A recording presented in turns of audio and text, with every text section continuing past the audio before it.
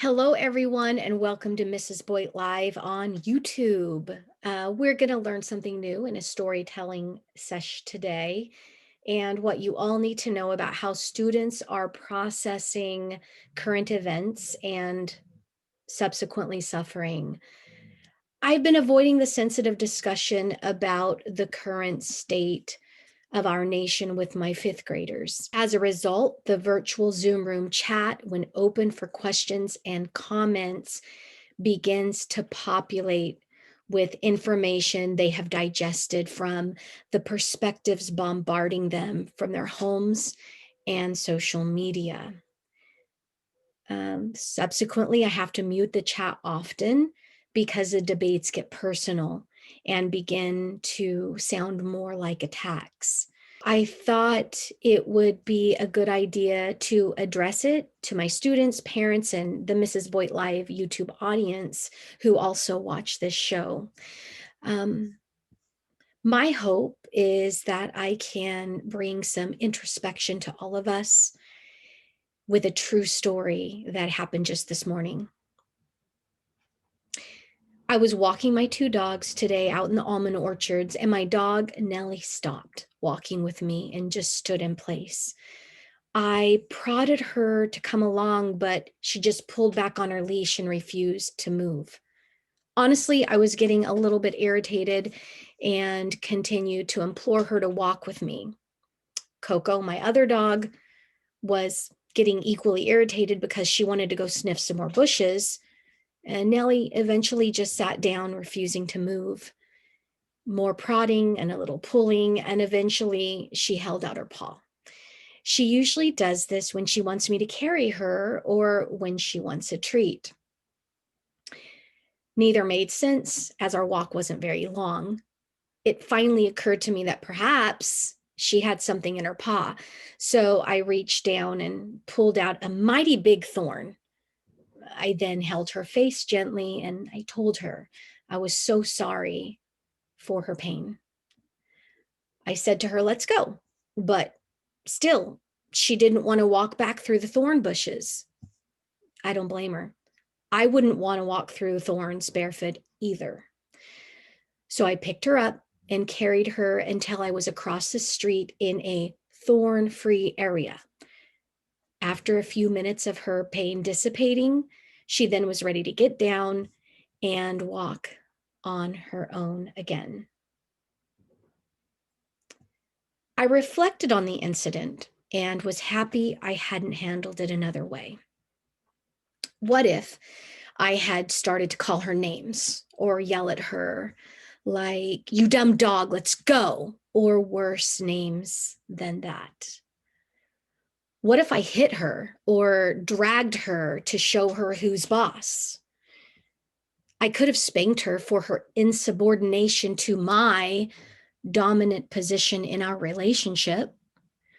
What if I had taken the thorn out and then told her to get over it and made her walk back through the thorn bushes that she feared on our path returning home? What if Coco, my other bigger dog, not understanding her pain, had pulled me and her along because she was fine and had no thorns in her paw? So why shouldn't Nellie be fine? Or why should she even care about Nellie's pain? The actions I took not only stopped the source of the pain, but the compassion I showed to her made her realize that she could trust me. And subsequently, our relationship was fully restored. As recent events have unfolded, I wanted parents to know that your kids feel tension, fear, anxiety, and hear the hate rhetoric. And they hear the hate rhetoric so prominent on social media and on the TV watched at home. They hear the calling of names and can only learn to self-reflect and be introspective about these events if you and I teach them the skill of tolerance, compassion, and kindness. Some students are being sheltered from what is going on in the world, and that is sometimes just as dangerous because then they have no foundation which to process what they hear from fellow students around them or see on social media. We are all living through a pandemic and an attack on democracy and need to come together now.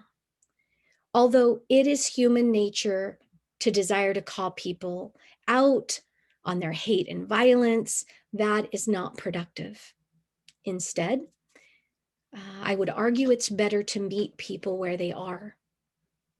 Just because you haven't felt the pain of intolerance and unjust treatment doesn't mean it ceases to exist in American culture. I do want to tell you that I am lucky because my parents were young teens when they had me, and they were loving and tolerant. They had sort of that 60s hippie vibe. I'll give you just one example amongst many. I remember when I was around 10 years old, and my dad said his new colleague from India was coming to cook dinner at our house, an Indian feast. And it was an amazing experience of food, flavors, and fellowship. But more importantly, as I reflect back, my parents were teaching me that other cultures, religions, and people are beautiful and they matter. I can also name times when my former students who had come here from other nations, whose doctor fathers have saved my husband's own life in the ER. I hope this message comes in a package that is not accusatory or confrontational. The line I toe is carefully balanced with my truth. And I hope after 32 years of teaching a little bit of wisdom. When people who live in America are hurting from the pain of injustice, we have a handful of choices. Number one, we can call them names. Number two, we can tell them to get over it because we didn't cause the source of their pain. Number three, we can use violence to subdue those who refuse to continue on a path that has no solution for the source of their pain. Or four, you can just not care because you have no perspective of the trauma of injustice they have endured. But I would argue there is a fifth option here we need to consider. We can get into some healthy discourse about what the source of the pain is and make immediate steps to acknowledge, understand, and pursue solutions together as Americans. This happens at the dinner table, in a classroom, and is passed on to lawmakers who will make these positive changes to heal our nation. Until this happens, we can't walk harmoniously on that path of healing. I have so much faith in all of you. And I have the best students that a teacher could ask for. They are so cool, super awesome. And I have the best YouTube audience, honestly, that anybody could ask for. All of my former students and friends, students that watch this. I wanted to tell you that we can start now.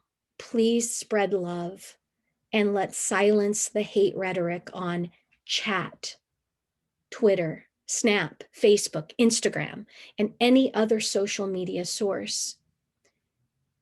I must also remind you that fear and anxiety are neither healthy for you, or I would argue godly according to all religious written words I have ever come across in my lifetime about how to treat others.